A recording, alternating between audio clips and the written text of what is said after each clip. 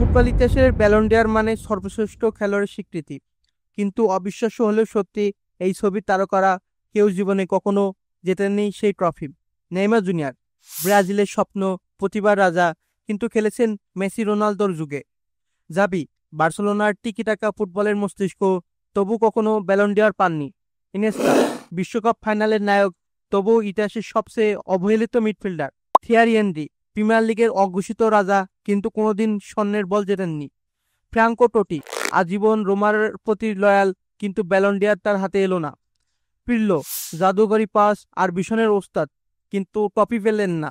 Tony Kroos মিডফিল্ডারে genius, 4বার Champions League জিতেও ব্যালন ডি'অর আর নয়। সার্জিও রামোস রিয়ালের অধিনায়ক, ডিফেন্ডার হিসেবেও কিংবদন্তি, কিন্তু পুরস্কার পাননি। লুইস সুয়ারেস গোল মেশিন, মেসিকেও হারিয়েছেন গোল্ডেন বুটে, কিন্তু ব্যালন ডি'অর আর নয়। রবার্ট লেভানডস্কি 2020 সালের সবচেয়ে বড় অন্যায়, জেতার পরও ট্রফি বাতিল। এরা সবাই ডিজার্ভ করেছিল অন্তত একটা ব্যালন ডি'অর, কিন্তু ভাগ্য সবসময় ন্যায্য হয় না। আপনার মতে কে সবচেয়ে বেশি ডিজার্ভ করতেন? কমেন্ট করে জানান।